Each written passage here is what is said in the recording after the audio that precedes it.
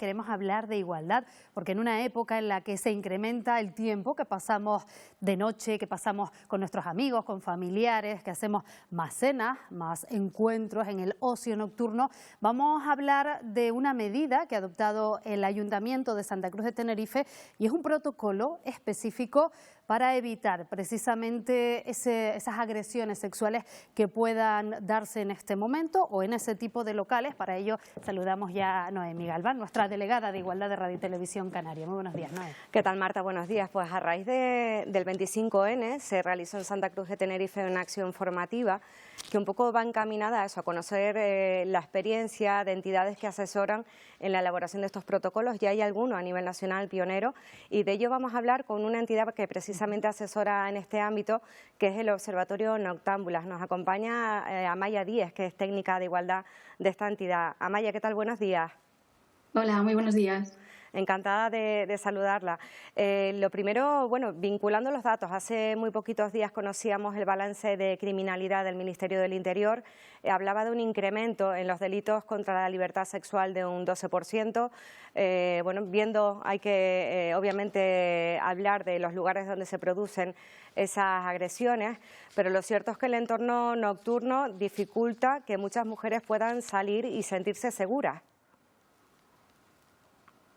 Sí, efectivamente. El balance de criminalidad del Ministerio del Interior apunta a esto, ¿no? A un repunte de las cifras, sobre todo de las violencias sexuales, que en el caso del balance de criminalidad habla de violencias contra la indemnidad sexual y la libertad sexual de las mujeres y sobre todo se ha de estudiar de manera precisa y, como decías, este aumento de las violencias sexuales, sobre todo en el marco de los espacios festivos, de los espacios de ocio, como veníais apuntando, ¿no? Y la necesidad de protocolos como el que habéis comentado que acaba de aprobar Santa Cruz de Tenerife a nivel municipal, sobre todo para abordar esta dinámica de manera muy, muy concreta, ¿no?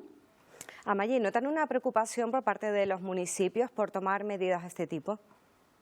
Sí notamos un aumento de la demanda. En el caso de nuestro trabajo, este aumento lo vinculamos al aumento de la demanda de los municipios, sobre todo elaborar pues, protocolos como el que estamos hablando, ¿no? Protocolos de prevención de violencias sexuales, ya sea en locales de ocio, ya sea en espacios festivos públicos, ¿no? Nosotras vinculamos mucho este incremento de la preocupación, sobre todo a un aumento de la sensibilización, ¿no? Hay una mayor sensibilización social respecto a las violencias sexuales. Cada día se entiende más que las violencias sexuales no son violencias que han de quedar encerradas, ¿no? En el ámbito privado, sino que se ha de hablar de ellas, se han de abordar y sobre todo se han de visibilizar, ¿no? Y vemos este aumento de toma de conciencia, de sensibilización. Nosotras también vimos un punto, ¿no? Un momento clave que fue, bueno, el grave suceso de la violación grupal de San Fermines del año 2016.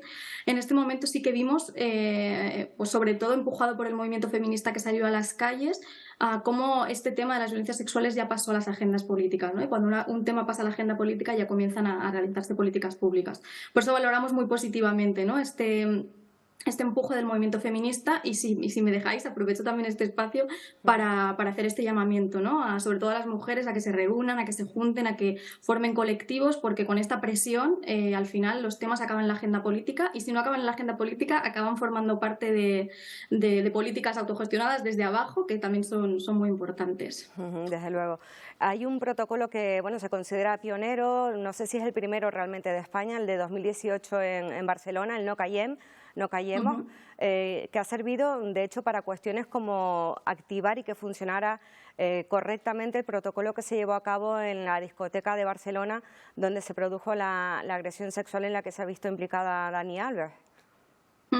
Sí, efectivamente este protocolo fue pionero, pero bueno, una vez más es verdad que también ha habido otros protocolos que se han hecho no a nivel de políticas públicas, sino que muchas entidades han realizado sus propios protocolos, sus propios circuitos, pero es verdad que protocolos como estos a nivel municipal y a nivel locales de ocio son vitales, ¿no? En la agresión sexual que tú comentas, en este caso concreto fue vital que la discoteca en concreto tuviera un protocolo, sobre todo para activar los recursos concretos, ¿no? En este caso la víctima sabía que había un lugar seguro al que se podía dirigir y en ese momento en el que, desde el primer momento en el que la víctima se dirigió, se comenzó a activar todo el circuito, tanto a nivel de seguridad, ¿no? De identificar al agresor, recabar posibles testimonios, como también de ofrecerle a ella un soporte emocional, confianza, un espacio de seguridad que es vital, ¿no? Sobre todo para evitar un proceso que nosotras llamamos revictimización, es decir, hacer pasar a la víctima 2 veces por la violencia, y esto es clave, ¿no? Intentar por todos los medios evitar que esto suceda.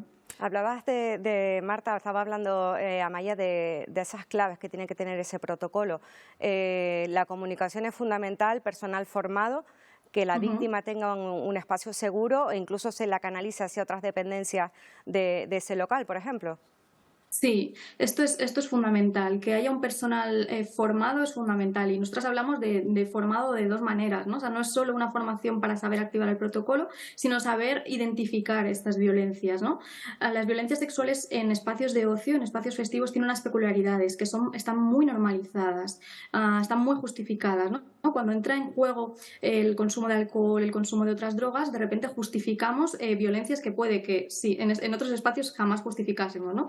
Por tanto, el personal tiene que estar muy formado para identificarlo. O sea, no podemos solo identificar las violencias más graves, las violencias en las que hay una violencia física o una intimidación. Hay que identificar todas las violencias, desde las que nos parecen más leves, como pueden ser comentarios sexistas o sexuales, cosificar el cuerpo de las mujeres. Estas nos pueden parecer más leves, pero pueden tener unas consecuencias en la víctima que incluso pueden ser superiores que otras, ¿no? Depende también de la persona. Por eso, fundamental la formación.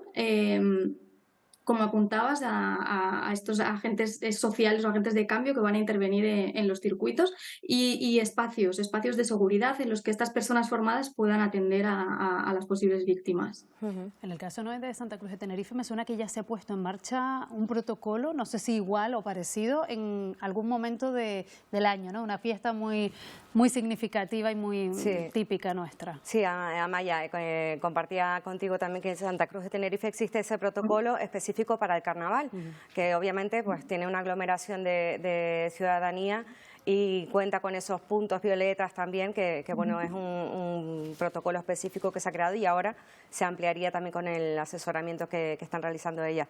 Hablabas, Amaya, de esa violencia, de los protocolos, de lo que ha disparado que cada vez más municipios estén interesados, y son cuestiones como la que hablabas, ¿no? Del consumo de alcohol. Se hablaba mucho hasta hace unos meses, en verano sobre todo, del tema de la sumisión química. Y es importante recordar que cuando hablamos de sumisión química, el alcohol, que está totalmente normalizado, es también una sustancia que entra dentro de esas sustancias que forman parte de los métodos de sumisión. Sí, totalmente. Nosotras desde Noctámbulas incidimos muchísimo en hacer hincapié en esto, en que la sustancia mayoritariamente, o sea, la que más presente está en las violencias sexuales es el alcohol. Y es verdad que se habla mucho de sumisión química. Nosotras preferimos hablar de violencia sexual facilitada por drogas, por focalizar, ¿no? Por poner el foco más en la violencia y no tanto en la sustancia, por lo mismo que tú apuntabas, ¿no? Porque la mayoría de los casos, o sea, hay que atender al foco, ¿no?, de la violencia sexual, y la mayoría de los casos son aquellos en los que la víctima ha ingerido de manera voluntaria el alcohol, las drogas, es decir, por bajarla un poco a la tierra, ¿no? Es una mujer, una chica que ha salido de fiesta con sus amigas, ha bebido, ha consumido algún tipo de droga, y es el agresor el que aprovecha esta oportunidad en el que la víctima, debido al alto nivel de consumo de alcohol, ya no tiene capacidad de consentir, para agredirla sexualmente, es decir, para tener una relación sexual o una relación afectiva con ella, en este caso, cuando ella ya no tiene capacidad de consentir, ¿no? Y por eso nosotras pensamos que se ha de poner más el foco. O sea, evidentemente los casos que se han dado en llamar sumisión química son muy graves.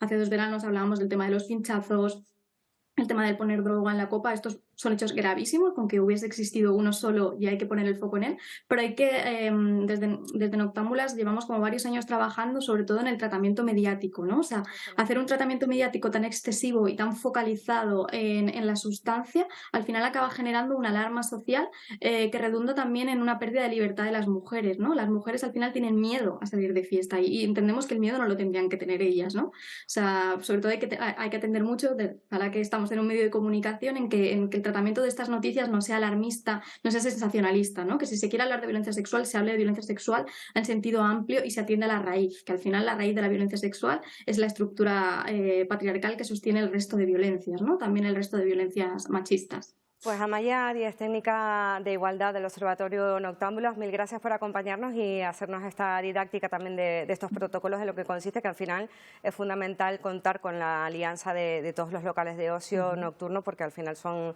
aliados, nunca mejor dicho, en que existan esos puntos violetas y todos estos mecanismos que se pueden activar. Mil gracias, Amaya, un abrazo. Muchas gracias a vosotras. Un saludo. Bueno, pues esperemos, Noé, que ese protocolo funcione bien y bueno, que sigamos hablando de este asunto, pero en positivo en las próximas semanas, que no tengamos que contar casos duros, casos de agresiones y casos de violencia. Desde luego que existan los protocolos positivos, pero que no haya que utilizarlos. Eso es mejor. Un saludo. Gracias, Marta.